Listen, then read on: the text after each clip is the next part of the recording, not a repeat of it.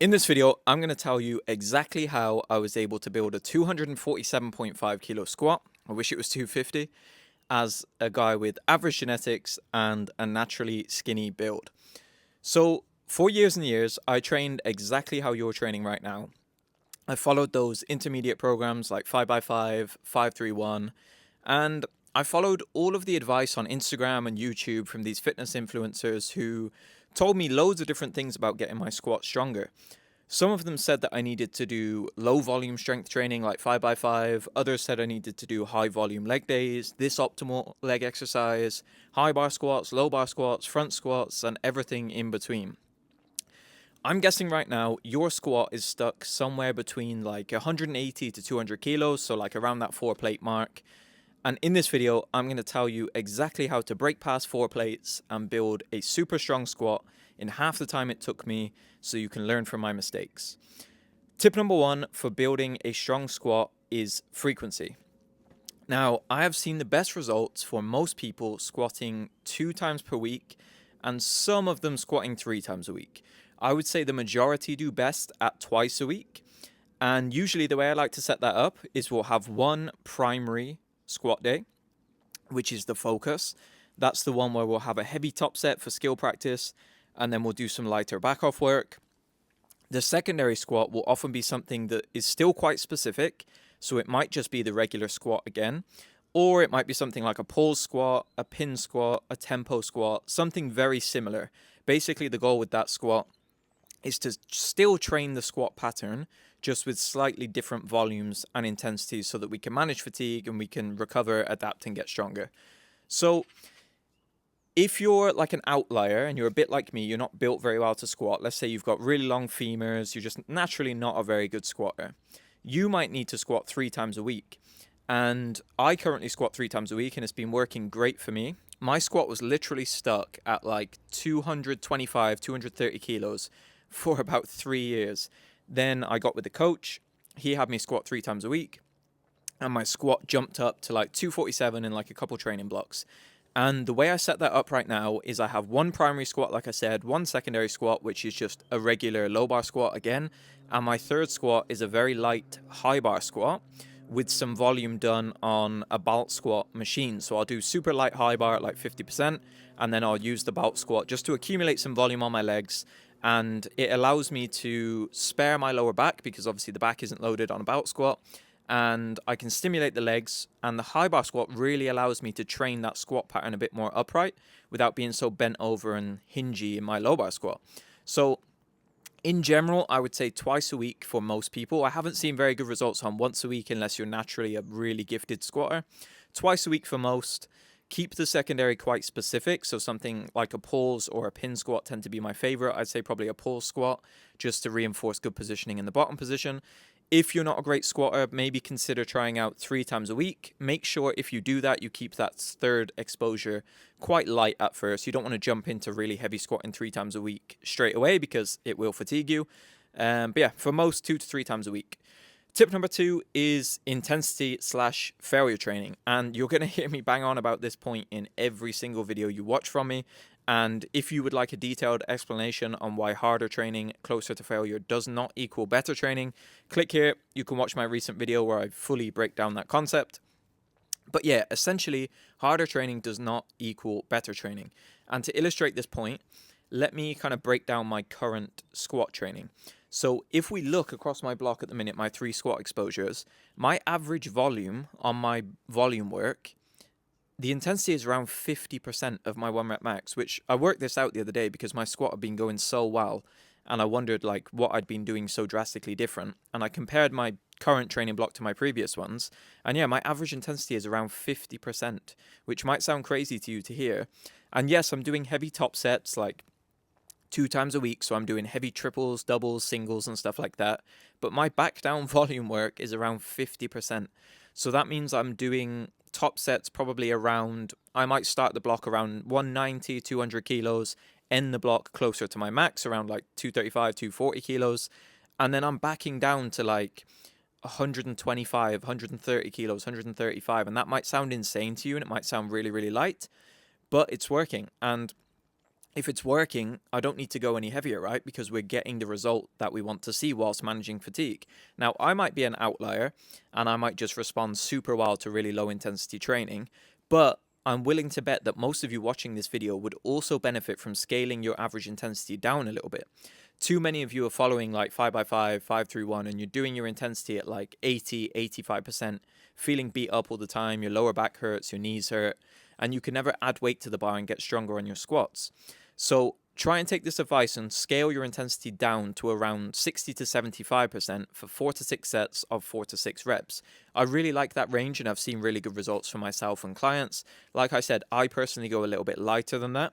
Maybe I'm just a genetic outlier, or maybe just because I'm not built very well to squat, I need to go a bit lighter. But for me, that's worked really, really well. So the way I like to set up intensity on the squat is, in general, we'll do a top set back off approach for our primary lift and our secondary as well. So for the primary, I would recommend that for the bulk of your training, you do some kind of heavy top set, like 1 to 3 reps at an RPE 5 to 9. If you don't know what RPE is, basically it's a 1 through 10 scale. RPE 10 is failure, RPE 9 means you have 1 rep in reserve, RPE 8 means 2 reps in reserve, and so on. And we just use that to gauge the difficulty of our sets. And so I would do a top set of 1 to 3 reps at RPE 5 to 9. Basically, that set gets more difficult as you progress through a training block. So week 1, it might be RPE 5, RPE 6, 7, 8, 9, and then we start over and we repeat that cycle, getting heavier each time. So maybe block 1 is triples, block 2 is doubles, block 1 is singles, and you can see how that logically builds on each other in a sequence. Now, after that top set, obviously you would do your back off work a little bit lighter. Then on your secondary day, you can take a similar approach and maybe you make it a little bit lighter. So instead of triples, maybe you do a 6 or a 5 or a 4 or something like that, with your back off work slightly lighter. Or you can do something like an ascending rep scheme. So you do like a set of 4 RPE 5, 6, and 7. For those of you who are a bit more reliant on intensity, maybe you respond to having a bit more weight on the bar. Just depends on the individual and you're going to need to play around with it. If you are trying 3 times a week squatting, like I said, I would have that tertiary squat very, very light. I'd probably start around like 50, 60% for a few sets of 4 to 6, see how you do, and then consider adjusting as you go on. Tip number 3 is squat technique, and this is going to be mainly around low bar versus high bar squats because those are 2 of the most popular squat techniques. For me personally, I squatted high bar for the first probably 4 or 5 years of my lifting career, and it went okay. Like I got up to a 4-plate squat, which was a bit of a grind. But when I high bar squatted, I just always felt like I was kind of like fighting against my leverages. I had a lot of knee pain. I felt like I was just getting thrown forward out of the bottom position. I was really struggling to sit nice and upright because I've got super long femurs. I've got a lot of forward lean when I squat. And it just never felt very comfortable or powerful. The weight felt really heavy on my traps as well. So eventually I switched to the low bar squat, and very quickly I jumped up to like 200 kilos. Technique felt much better. I felt better recovered. I felt more powerful. So I would highly recommend that most of you, like you watching, if you have a goal of maximal strength in the squat, I would probably push you towards the low bar squat. You can go into all of the kind of biomechanics of why that might be. Just in simple terms, basically when you have the bar lower down your back, it artificially shortens the segment of your spine, gets the bar a little bit closer to the hips, and it means you have to produce a bit less force to move the bar. That's all you really need to know. So it makes it a little bit easier to lift a bit more weight. So for most of you, I would try and use the low bar squat if you can. If you're just starting out on low bar, basically when you do a high bar squat, you have the bar sitting up here on the traps. When you do a low bar squat, you want it sitting just below that bony ridge on the back of your shoulder. So I try and slide all the way under the bar, and then I'll slide back until I feel it click into place on my, it's the scapular spine. I'll show you a video on screen. But yeah, I would recommend you give that a try. Let me also give you some bonus tips from my past like 10 plus years of coaching and training on what I've observed to build a strong squat. Now, I'm not the strongest squatter in the world, but I have made a lot of progress from where I started, and I would say with less than ideal genetics and kind of limb lengths and everything for the squat. So hopefully these help you out. So bonus tip number 1 is forward lean, or bending over when you squat.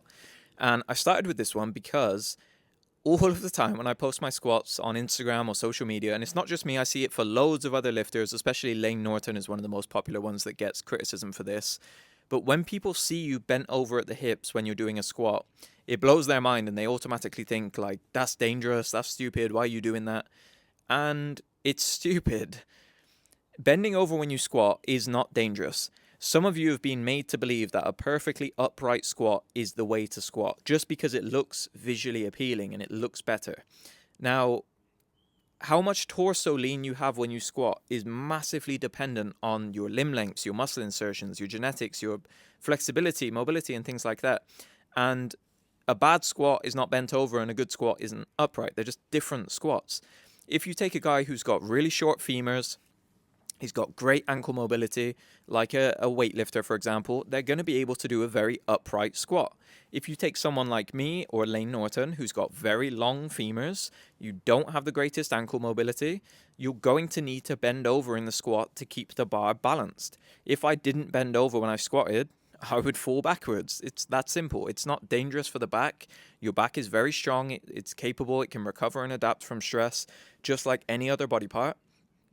One of the most important things to think about is just trying to keep the back angle fairly consistent throughout the lift for efficiency. Basically, we just want the bar moving in a straight line, and your body is going to arrange itself into whatever position necessary for that to happen, whether that means you're bent over or whether you're upright. But don't get this idea in your head that bending over is bad and being upright is good. Yes, being a little bit more upright, if we can be, would probably be more efficient, so try and work towards that. But bending over a little bit isn't the end of the world. It's not going to kill you. Bonus tip number 2 is quad growth. Now, obviously, one of the primary movers in the squat is the quads. Also, the adductors actually play a massive role, more than most people think. They're one of the primary hip extensors in the squat, and I think people underestimate that a little bit. But for the quads, because most of you are going to be squatting in a way, especially if you listen to what I recommend, that is very low rep, strength focused, isn't a ton of volume, we want to do some good bodybuilding volume to target the quads. So I would recommend that you add in some accessories based on how much work you need. Personally, for me, if I do too much, I get a ton of knee pain. So all I really do is a couple sets of belt squats per week. Might do some leg extensions here and there, but for the most part, just belt squats and high bar squats. And I would recommend, in general, you do somewhere around 2 to 4 sets, 5 to 10 reps at RPE 7 to 9. That's going to give you a very good stimulus, and I would focus your efforts on really beating the logbook, adding weight over time, and that's going to make sure you maximize the growth of your quads. Don't do so much that you interfere with the progress of your squat, but do enough so that you can keep building muscle and you don't kind of hinder your squat progress because of lack of muscle mass. You can also focus some volume on the adductors if you feel like they're lacking. I've had good results with doing the seated like hip abduction machine because the adductors do contribute a lot to a strong squat. Tip number 3, primer sessions, which some of you may or may not have heard of. I've had massive success using these in my own training. Basically, what a primer session or a primer squat is let's say we have your primary squat, your heavy squat. And let's say that it often feels very heavy on the back, you don't feel very strong. For those kind of lifters, sometimes they benefit from having a primer squat in a couple of days preceding that squat. So let's say your primary squat is on a Monday. On a Friday or a Saturday, you might do what's called a primer squat, where we do some kind of heavy top set. So then you have an adaptation that takes place, so Monday squats perform well.